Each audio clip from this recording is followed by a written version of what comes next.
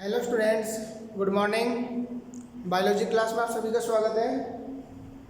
पिछले वीडियो में हमने 12th क्लास के लेसन नंबर 10 प्रकाश संश्लेषण के अंतर्गत जो अप्रकाशीय अभिक्रिया है, इस अप्रकाशीय अभिक्रिया के बारे में अध्ययन किया था। तो हम अप्रकाशीय अभिक्रिया के अंतर्गत जो केल्विन चक्र है या C3 चक्र, उसके बारे में अध्ययन कर चुके थे। तो कार्बन के स्थिरीकरण का जो दूसरा चक्र है वो है हैचवेस-लैक चक्र। क्योंकि कल हमने देखा था कि अलग अलग पादपों में जो कार्बन का स्थिरीकरण है वो अलग अलग पथों के द्वारा होता है। जैसे कि पहला कल पढ़ा हमने केल्विन चक्र या C3 चक्र। आज सेकंड है हैच-स्लैक चक्र या C4 चक्र। देखिएगा हैच-स्लैक जो चक्र है या C4 चक्र, ये C4 पादपों में पाया जाता है।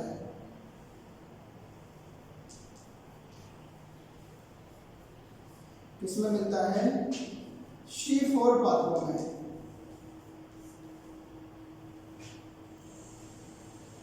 अब देखिएगा C4 पादप है, इन C4 पादपों में एक विशेष प्रकार की शारीरिक संरचना पाई जाती है। तो इन पादपों की जो पत्तियां हैं लीव्स में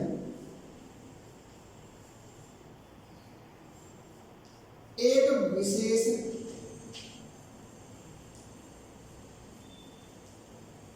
प्रकार की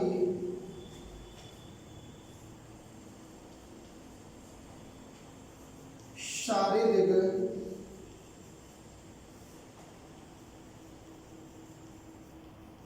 संरचना पाई जाती है, जिसे क्रेंज एनाटॉमी कहते हैं।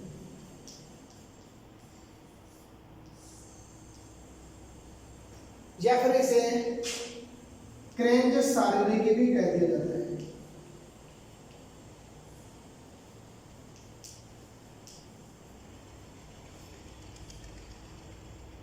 तो जो C4 पादप है, C4 पादपों की पत्तियों में एक विशेष प्रकार की शारीरिक संरचना पाई जाती है, जिसे क्रेंज शारीरिक या क्रेंज एनाटॉमी कहते हैं। ये जो क्रेंज एनाटॉमी है, यह क्रेंज एनाटॉमी C4 पादप जैसे कुछ एक बीजपत्री पादप है,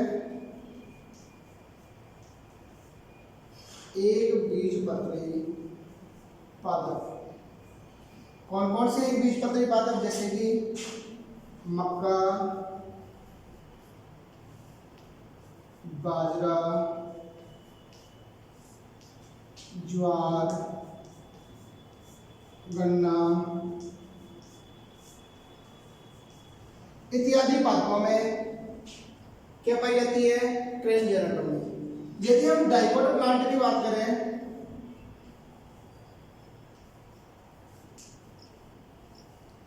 द्विबीजपत्री पादपों में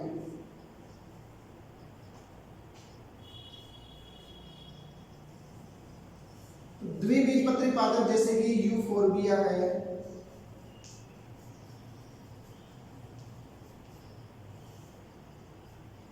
एमारैंथस,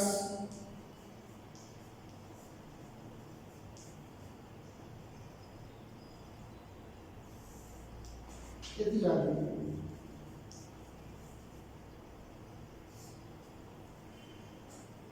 तो देखो क्रेंज एनाटॉमी या क्रेंज शारीरिक मोनोकोट पादपों में पाई जाती है और डाइकोट पादपों में पाई जाती है। मोनोकोट प्लांट की बात करें मक्का, ज्वार, बाजरा, गन्ना इत्यादि पादपों में। इसी प्रकार डाइकोट प्लांट की बात करें, द्विबीजपत्री पादपों की बात करें, फॉर एग्जांपल जैसे यूफोर्बिया है, एमारैंथस है इत्यादि पादपों के अंतर्गत क्रेंज एनाटॉमी पाई जाती है। अब ये जो क्रेंज एनाटॉमी है, यह क्रेंज एनाटॉमी उष्णकटिबंधीय है, उष्ण कटिबंधीय या उप उष्ण कटिबंधीय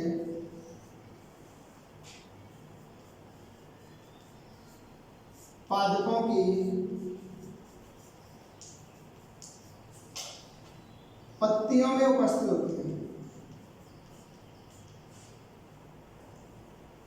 देखो यहाँ पर जो C4 प्लांट है इनकी पत्तियों में जो संवहन फूल है, इन संवहन फूलों के चारों ओर दो प्रकार की कोशिकाएं पाई जाती हैं।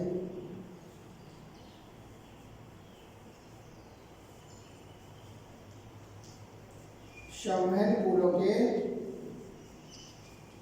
चारों ओर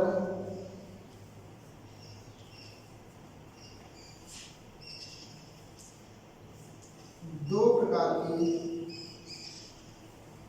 सेल्स उपस्थित होती है। कौन कौन सी है? जैसे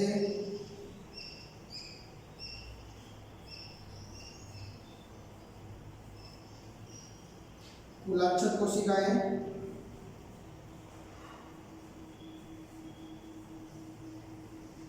और जो दूसरे प्रकार की जो कोशिकाएं होती हैं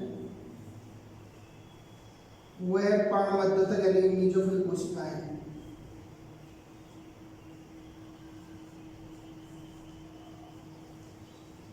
पर्णमध्यतक कोशिकाएं।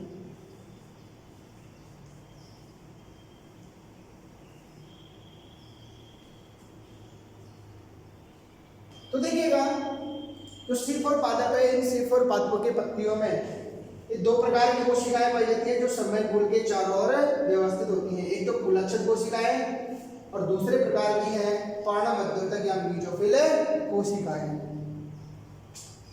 इनकी यदि संरचना यदि हम देखें क्रैनियल एनाटॉमी की, तो यहाँ पर मैं छोटा सा डायग्राम बना लेता हूँ।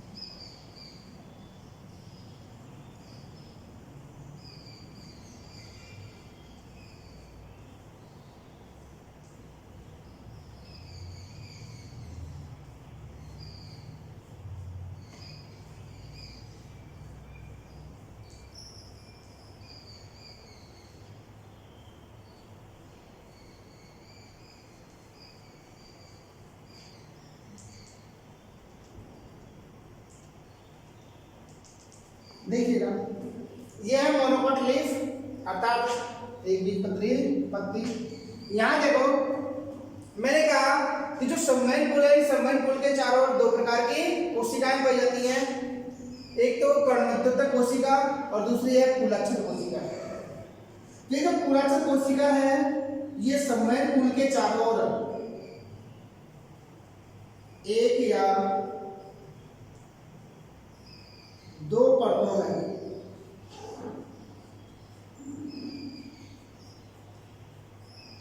मालाकार रूप में उपस्थित है।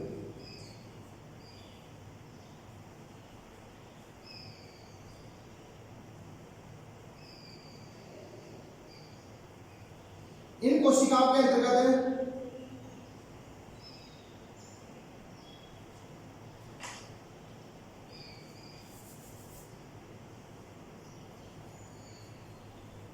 हरित लावा में बड़े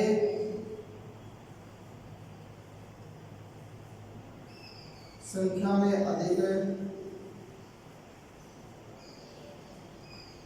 और ग्रेना विहीन होते हैं। कैसे होते हैं? ग्रेना रहित। इन कोशिकाओं में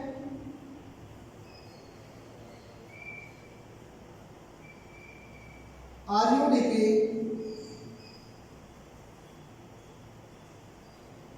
कार्बोक्सिलेज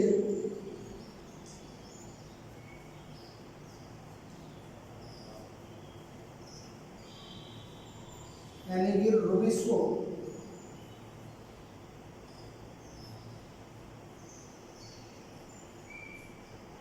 एंजाइम उपस्थित है,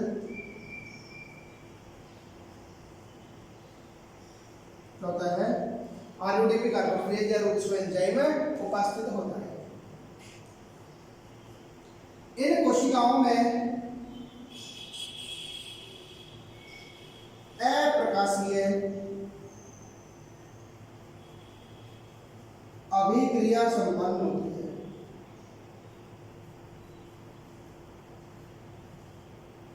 तथा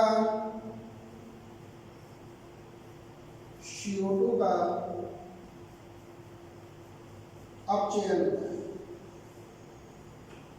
जबकि हम बात कर रहे हैं पर्णमध्युतक कोशिकाओं की,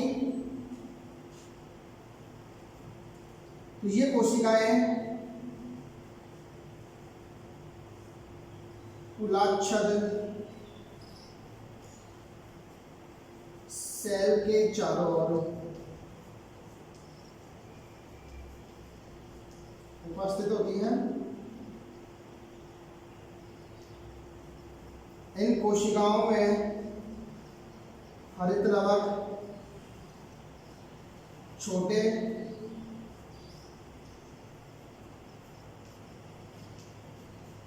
व ग्रेना युक्त होते हैं। ऐसे होते हैं, छोटे होते हैं और ग्रेना युक्त होते हैं। यहाँ पर जो एंजाइम होता है वो फास्फोइनोल पाइरुवेट कार्बोक्सिलेज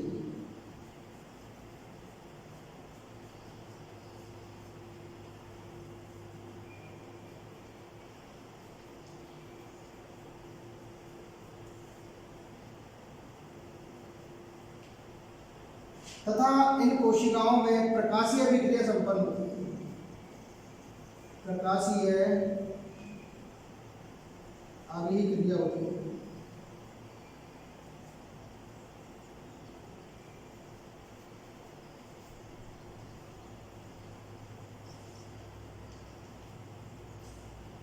देखो, यह तो है अपर एपिडर्मिस, ऊपरी अधिचर्म,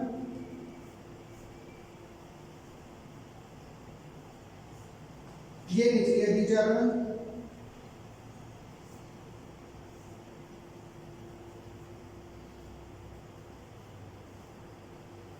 ये रंध्र,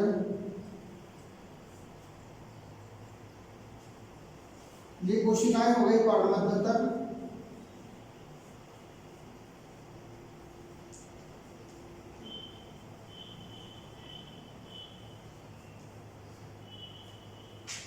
और समवयन कुल के चारों ओर जो कोशिकाएं होती हैं वो कुलाच्छद कोशिकाएं होती हैं। उनसे होती है कुलाच्छद सेल्स। ये समवयन कुल हो जाएगा, समवयन कुल। देखिएगा, हम बात कर रहे थे क्रेंज एनाटॉमी की या क्रेंज शारीरिकी की। तो क्रेंज एनाटॉमी सिर्फ और पादपों की पत्तियों में पाई जाने वाले एक विशेष प्रकार की शारीरिक संरचना होती है, जिसके अंतर्गत जो संवहन कुल है, इस संवहन कुल के चारों ओर दो प्रकार की कोशिकाएं पाई जाती हैं। एक तो कुलाच्छद कोशिका और सेकंड पर्णमध्युतक कोशिकाएं। फर्स्ट देखो कुलाच्छद कोशिकाएं। तो ये जो कुलाच्छद कोशिकाएं हैं, ये संवहन कुल के चारों ओर, ये संवहन कुल है, इस संवहन कुल के चारों ओर एक अथवा दो परतों में उपस्थित मालाकार कोशिकाएं होती हैं। कैसी होती है ये? मालाकार कोशिकाएं। इन मालाकार कोशिकाओं में हरित लवक बड़े आकार के होते हैं तथा संख्या में अधिक होते हैं, तथा ये हरित लवक इन पत्तियों की जो कोशिकाएं हैं इनमें परिधि की ओर व्यवस्थित होते हैं तथा ये ग्रेना रहित होते हैं, अर्थात इनमें ग्रेना भाग नहीं पाया जाता है। इन कोशिकाओं के अंतर्गत एक विशेष प्रकार का एंजाइम होता है आरयूडीपी कार्बोक्सिलेज, जिसे रुबिस्को एंजाइम भी कहा जाता है। और यही रुबिस्को एंजाइम जो है वो कार्बोक्सिलीकरण की क्रिया में सहायता करता है।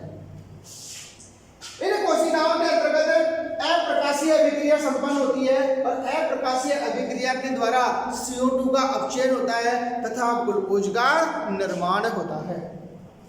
दूसरे प्रकार की कोशिकाएं हैं पर्णमध्योतक कोशिकाएं या मीजोफिल कोशिकाएं।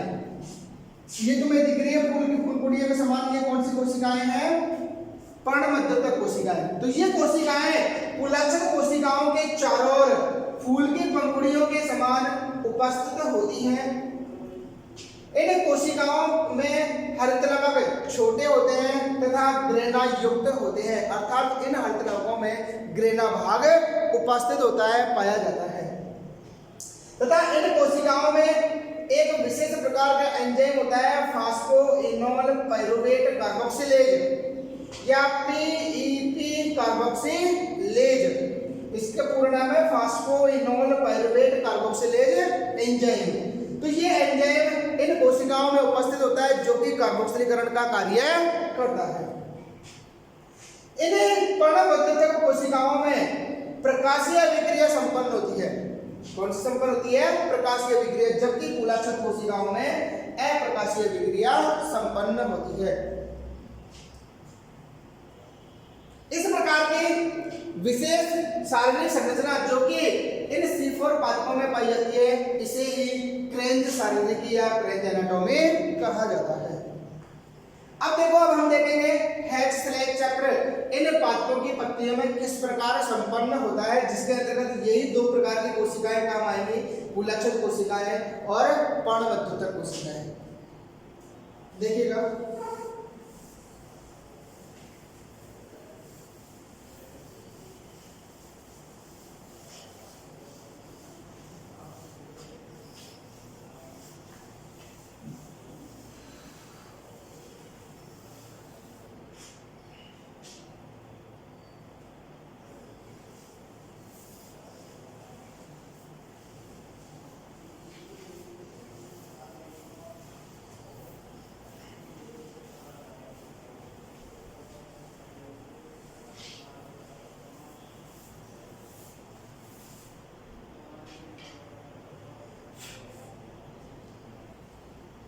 मैंने कहा कि इसके अंतर्गत दोनों कोशिकाएं काम आती हैं।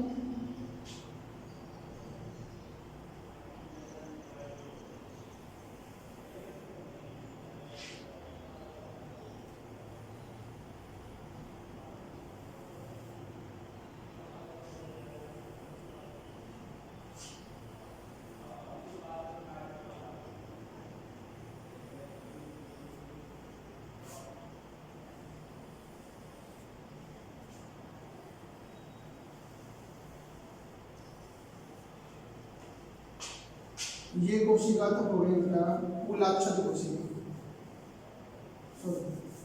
पर्णमध्योतक कोशिका।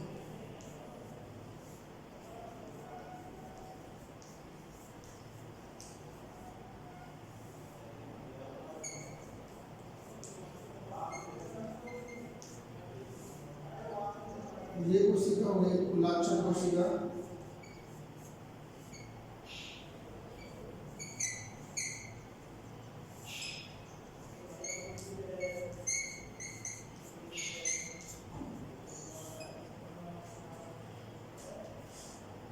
अभी हमने कहा कि जो पर्णमध्योतक कोशिकाएं में एक विशेष प्रकार का एंजाइम पाया जाता है फास्फोइनोल पाइरुवेट कार्बोक्सिलेज।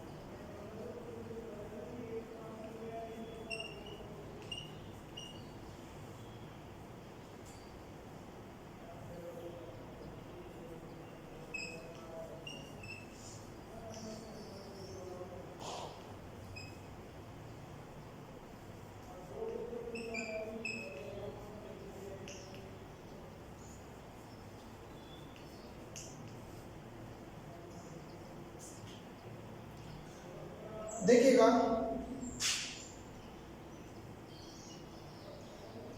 यह है C4 चक्र जो कि पर्णमध्योदक कोशिका तथा कुलाक्षर कोशिका दोनों प्रकार की कोशिकाओं में संपन्न होता है। यहां देखो, जो हैचबैक चक्र है या C4 चक्र है, इस चक्र की खोज सर्वप्रथम इसे किसने देखा था? कैप्रिलो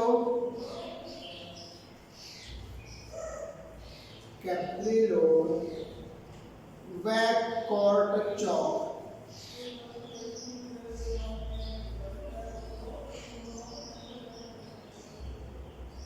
ने C4 पादप जैसे कि मक्का और गन्ना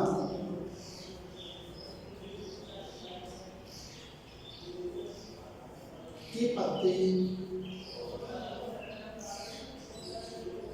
C14 युक्त CO2 देने पर क्या देखा कि जो प्रथम स्थायी उत्पाद है वो 4 कार्बन का ऑक्जेलोएसिटिक अम्ल बनता है।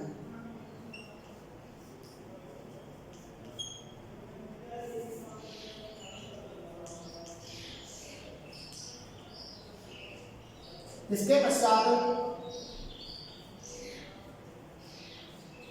हैचस्लैक नामक वैज्ञानिक ने इस पूरे पद का अध्ययन किया, इसी कारण इसको हैचस्लैक चक्र भी कहते हैं। क्योंकि यहाँ पर प्रथम स्थायी उत्पाद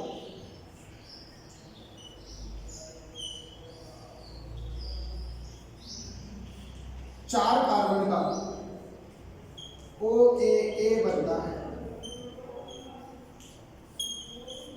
अतः इसे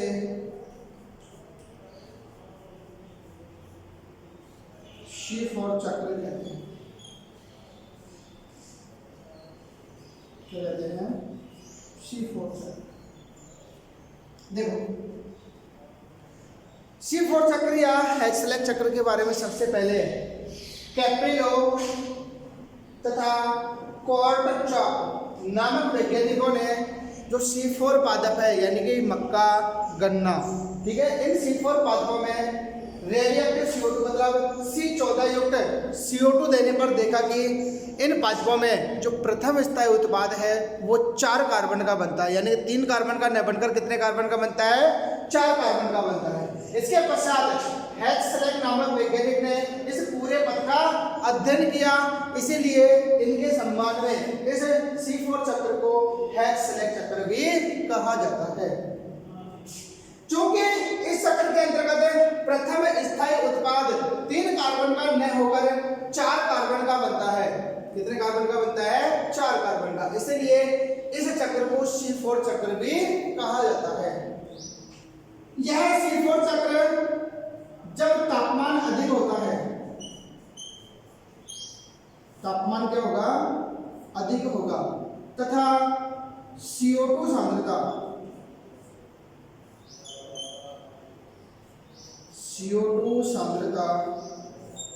कम होती है, उस समय भी ये जो चक्र है वो चलता रहता है।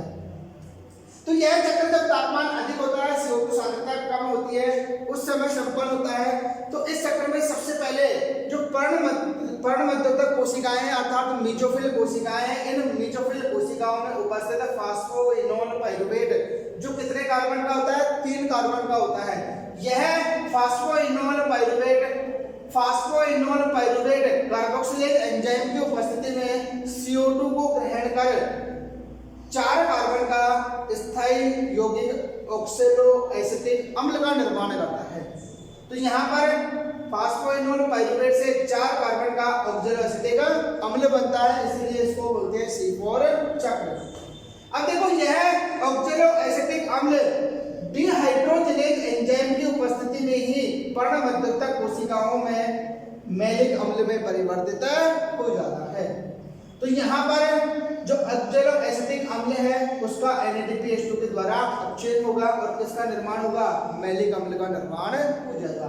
इस प्रकार जो पर्णमध्योतक कोशिकाओं में निर्मित जो मैलिक अम्ल है, यह मैलिक अम्ल अब पर्णमध्योतक कोशिका से कुलाक्षण कोशिकाओं में स्थानांतरित हो जाता है। जहां पर मैलिक अम्ल से जो विहाइड्रोजनीकरण है उसके द्वारा पायरुवेट अम्ल का निर्माण होता है तथा मुक्त हुई जो हाइड्रोजन है उस हाइड्रोजन को NADP के द्वारा ग्रहण कर लिया जाता है और NADP के द्वारा ग्रहण करके NADPH2 का निर्माण होता है। तो यहाँ पर जो मैलिक अम्ल है, यह मैलिक अम्ल भी 4 कार्बन का होता है। कितने कार्बन का होता है? 4 कार्बन का। तो यहाँ पर जो मैलिक अम्ल है इसका विहाइड्रोजनीकरण के साथ साथ विकार्बोक्सिलीकरण भी होता है। क्या होता है? विकार्बोक्सिलीकरण डिकार्बोक्सिलेज एंजाइम की उपस्थिति में, जिसके फलस्वरूप CO2 मुक्त होती है तथा 3 कार्बन का पायरुविक अम्ल बनता है। इस प्रकार जो मुक्त हुई CO2 है, यह मुक्त हुई CO2 किसमें? कुलाक्षण कोशिका में RUDP कार्बोक्सिलेज, जो भी हमने कहा था RUDP कार्बोक्सिलेज, हमने कहा था कुलाक्षण कोशिकाओं में एक विशेष प्रकार का एंजाइम पाया जाता है RUDP कार्बोक्सिलेज, जो कि कार्बोक्सिलीकरण क्रिया में सहायता करता है। तो इन कुलाक्षण कोशिकाओं में मैलिक अम्ल के विकार्बोक्सिलीकरण के फलस्वरूप मुक्त हुई CO2 RUDP के द्वारा ग्रहण कर ली जाती है तथा RUDP कार्बोक्सिलेज एंजाइम की उपस्थिति में 3 कार्बन का फास्फोग्लिसरिक अम्ल बनता है। फिर फास्फोग्लिसरिक अम्ल के अपचयन से फास्फोग्लिसरैल्डिहाइड बनता है और फास्फोग्लिसरैल्डिहाइड से ग्लूकोज का निर्माण हो जाता है। इसका निर्माण हो जाता है ग्लूकोज का तथा वापस क्या बनता है? RUDP। इस प्रकार ये चक्र कौन सा हो गया? कल हमने पढ़ा था C3 चक्र या केल्विन चक्र। तो इस प्रकार कुलाक्षण कोशिकाओं में मुक्त हुई CO2 इस C3 चक्र या केल्विन चक्र का संचालन करती है तथा ग्लूकोज की प्राप्ति होती है। किसकी प्राप्ति होती है? ग्लूकोज। अब देखो, जो मैलिक अम्ल है ये 4 कार्बन का था। इस मैलिक अम्ल के विकार्बोक्सिलीकरण के फलस्वरूप 3 कार्बन का पायरुविक अम्ल बनता है। यह पायरुविक अम्ल अब कुलाक्षण कोशिका से वापस पर्णमध्योतक कोशिकाओं में स्थानांतरित हो जाता है। तो यहाँ पर पायरुविक अम्ल वापस कहाँ चला गया? पर्णमध्योतक कोशिकाओं में। अब पर्णमध्योतक कोशिकाओं में यह पायरुविक अम्ल ATP के साथ क्रिया करके हेक्सोकाइनेज एंजाइम की उपस्थिति में वापस फास्फोइनोल पायरुवेट में परिवर्तित हो जाता है और यह फास्फोइनोल पायरुवेट वापस CO2 के साथ जुड़कर इस C4 चक्र का संचालन करती रहती है। तो इस प्रकार जो हेक्सेलक चक्र है या C4 चक्र, जो उच्च तापमान कंडीशन में भी जो पादप है, इन पादपों में क्या करेगा? भोजन निर्माण करने का कार्य करता है, अर्थात कार्बन के स्थिरीकरण का कार्य करता है। इसी कारण जो C4 पादप है, ये C4 पादप उच्च तापमान परिस्थितियों में भी कार्बन का स्थिरीकरण करने में सक्षम होते हैं, अर्थात भोजन निर्माण में सक्षम होते हैं। इसीलिए इन पादपों की जो उत्पादकता है, C4 पादपों की उत्पादकता वो C3 पादपों की तुलना में अधिक होती है। ठीक है, तो ये था बेटा C4 चक्र। इस वीडियो में इतना ही। Thank you.